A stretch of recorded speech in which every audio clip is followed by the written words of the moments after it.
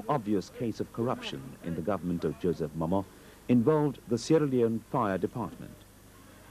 As Minister of Defense, former President Momo was responsible directly for the fire services. However, under him, Sierra Leone's only fire station became a graveyard for morale and for broken-down firefighting vehicles. The APC government, they don't consult. They just do what they like. And as a civil servant, you cannot say anything, or else you'll be kicked out. When they ordered these engines, did they consult you? Well, I was not consulted. It was a cabinet decision.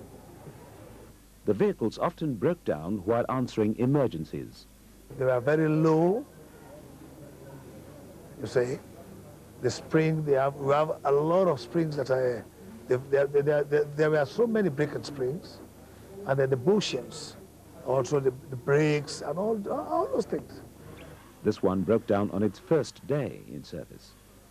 This one gave way while trying to climb a hill on its 8th day and tumbled over. One fireman was killed. Why were they in such bad shape? Well, this vehicle carries the telephone number of a fire station in Holland. Could it be then that for the first time in the fire department's history, Joseph Momo and his Lebanese agent were buying second-hand fire vehicles, endangering the lives of his people? Can you attend a fire at a multi-story building in Freetown today? No, we cannot. Why? We haven't got a snooker or a turntable ladder. That's a platform, like a ladder. Yes, that is it. But the biggest scandal in the fire department in Sierra Leone happened in 1989. The APC, Sierra Leone's only party then, led by President Momo, was holding its big national convention 100 miles away in the town of Binkolo.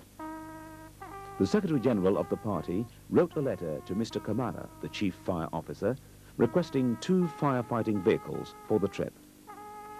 Mr. Kamara, the fire officer, wrote back to say no, because as they were the only 2 working, he needed them in the capital in case of disaster. But he got a second letter from the Secretary General of the APC advising that if he wanted to keep his job, he should meet the request. He did. 1 hour after the vehicles left for Binkolo, the biggest supermarket in Freetown was engulfed by fire. For over 3 days, it burned. The fire department could do nothing. This document, widely reported in the local press in Sierra Leone, is one of many that have recently come to light after the coup, showing the extent of corruption in ex-President Momo's government. The agreement almost certainly helped this German company, Hamburg Port Consulting, HPC, to outbid its rivals and secure a big government contract for a project at the port. In return, the company agreed to pay the minister concerned, Michael Abdullahi, $100,000. In addition, the minister would receive 50% of engineering fees. The contract ends by committing the signatories to keep it a secret. The contents should not be divulged to anyone else. And they all signed it. A lot of people I've met are delighted with the coming of a new government. They're hopeful that things will change. There have been demonstrations in the streets. You've seen them, you've attended some of them. A lot of people seem very pleased.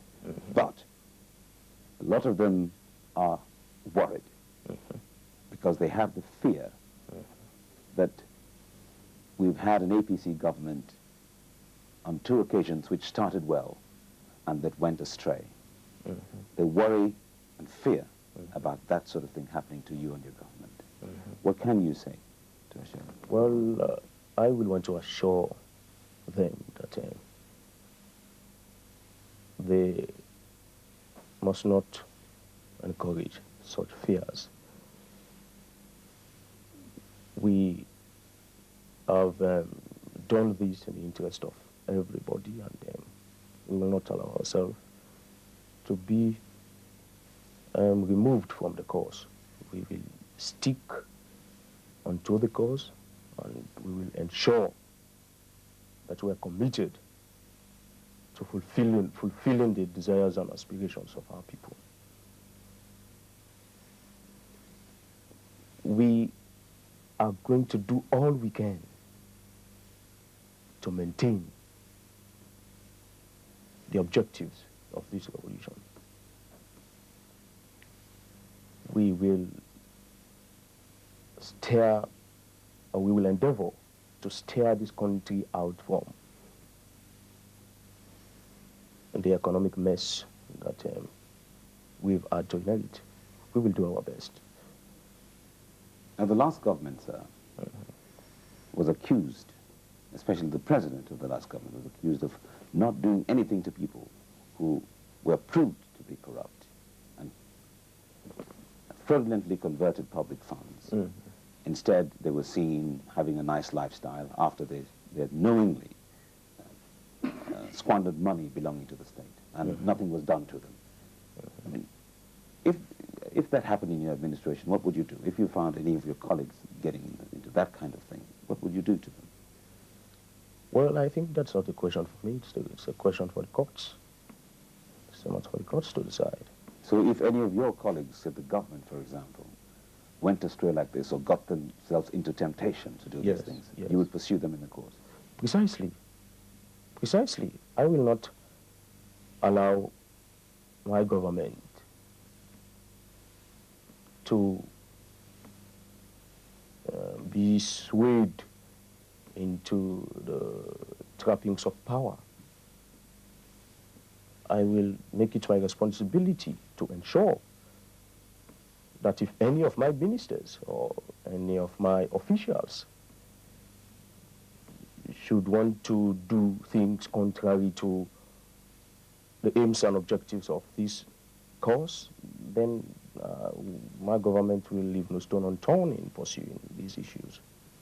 When people see words like this turning into reality, they cannot help but be happy.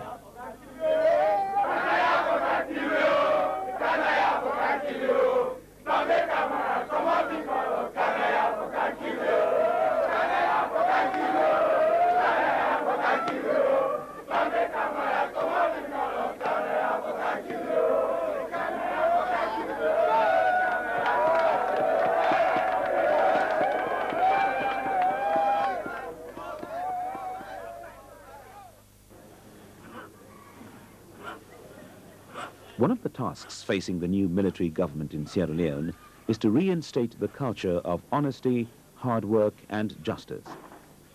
Over the years, workers have taken the cue from the APC government and started chasing money by whatever means they could. Pay was bad, so those who could make extra money by means of their position did. Those who couldn't found a second job or went into business. The rest just laid back and did nothing, because nothing worked for them. Lieutenant Tom Nyuma, the resident minister here in Kenema, has called all these workers to his office to breathe some life into the system. The roll call here will eliminate ghost workers, names which don't exist but are on the payroll. Those people, they are members of one of our ministries, the Ministry of Works. They have about 663 workers, but they are virtually dormant. They haven't been doing anything. And the government have been wasting money necessarily on them. Basically, their job is as Works Ministry to clean the city, make the roads, but they are virtually not doing anything, and the roads are all bad. So I called them this afternoon to talk to them. I said, look, this is the time to work. Let them join us at least in the nation building.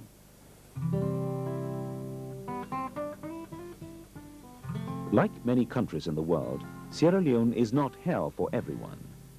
If you are wealthy, there is sun, there is sand, there are mangoes and avocados within reach of your arm. There are private schools, private hospitals, and hotels and restaurants that make you wish life was immortal. Thousands of French tourists flood into Sierra Leone every year, and they come back. The people are warm, hospitable, and trusting. Perhaps too trusting. But then that is not a sin. The ones who sinned are the ones who let them down. Now their message to the world is that the Athens of Africa is coming back to life with equality of opportunity and justice all inspired by the new military government, the NPRC. Those who became wealthy while working in the government of the APC are now having to account for their riches. Those abroad who want to help Sierra Leone can now rest assured that their gifts and donations will not be hijacked as they were in the past. Success by the back door in Sierra Leone, at least for the time being, is over. So now on the hills and in the valleys, even among the hungry and the suffering, the word is joy, mingled with a hope that the soldiers of Sierra Leone will give their people something to dance about many years from now.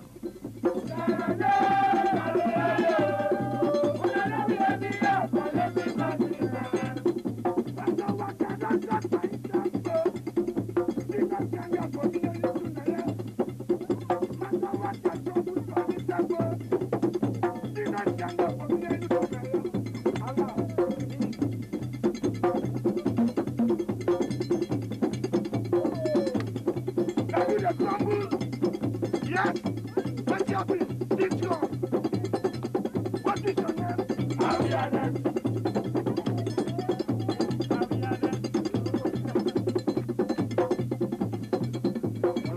What is your name? Ariane.